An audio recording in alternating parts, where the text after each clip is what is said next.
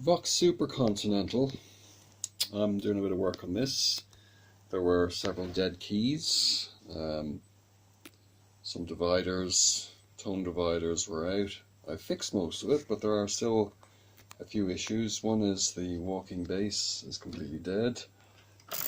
Oh, sorry, as he says that. Okay, so that should actually be doing a sort of a bass tone, so that has to be fixed. There is an issue with percussion. Okay, so 8. It's not decaying. Okay. So that should actually go ping and just decay away. So there's an issue there with the decay circuit. But tonally it's okay, except I found another issue here. The third octave G and A flat keys are not sounding on the 4/4 drawbar setting. So everything else is fine, but get to G, nothing. A flat, nothing. A, and all the way down, absolutely fine. On the bottom keyboard, those tones are actually working.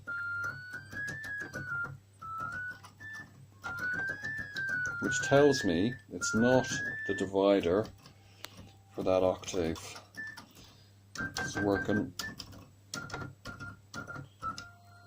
So there's an issue either with the wire going from the contact for the 4/4 setting, or there's an issue on the where the resistor connects it back to the tone generator for the G and for the A flat. So the only way to find that out is to lift the hood and follow the wires and see what's happening.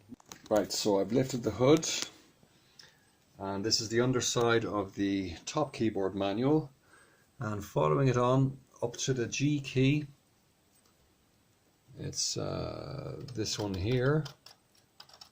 You can see the contacts are activating here fine. Sorry, wrong way. So there's not an issue there. The A flat, same deal. They're all making contact, absolutely no problem there. Which tells me that the issue is either the wire underneath for the 4/4 for these two, or going back to the tone generator, there's an issue. So if you look further down where the wires are, I've already traced this. It's 2 grey wires going from the G and the A flat. And now through this whole muddle of wires, I've determined that this wire here, which I've marked with some tape, is the G on the 4/4. And this wire here, which is also grey, is the 4/4 for the A flat. Right, I'm looking at the connection schedule for the upper manual of the Vox Super Continental, and this kind of explains the various footages and the color wiring that's connected to each, the tone numbers and the names of the tones in each octave. So I was seeing an issue in the 3rd octave, which is down here on the G, and the grey wire, which is the 4/4 grey wire connected to G, was tone 31, and you can see the 8-foot and the 16-foot would be the adjacent dividers on the G tone card. So 31 was missing. The other one, which was the brown one, was 66, which is God, actually I don't know where it is, but I think that was connected to the C key in the next octave up. It was one of the higher harmonics on the second, the Roman numeral 2nd here. So that's sort of that. And the same thing with the 3rd octave A flat or G sharp. It's a grey wire, and it's going to be frequency number 24 that's currently missing. So that, as I solder that back, that'll be fixed. To repair this, you can't really disassemble this, so, and this has been done before in a few up here, you put in a resistor and a new wire and just basically bypass the old wire. You put in a resistor of the correct value and bring it back to where it would have originally gone. Here's a purple wire that somebody's added at some stage. There's one down this end here with a little resistor underneath, and that kind of fixes the problem. So what I'm going to do is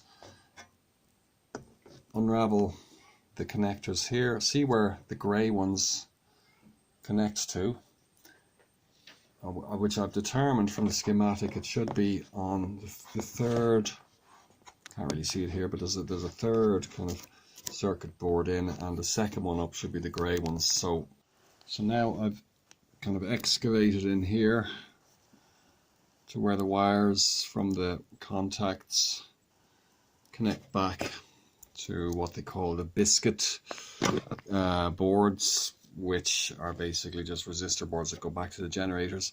The grey wire, which I've marked, was indeed loose, but I've also found another wire that was loose too. It was a brown one. I can see as well, I can kind of go in there and have a look.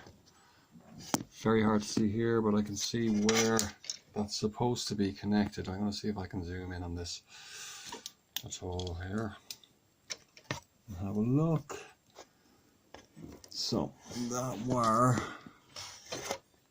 is supposed to be, there's a lug in there which is, oh no, I can't really see it in the video, but there's a lug in there which has no wire on it, and a bit of what looks like the remains of some solder joints. So I'm suspecting that that's where the grey one's going to go. I'm going to try and connect that up and see if that repairs it.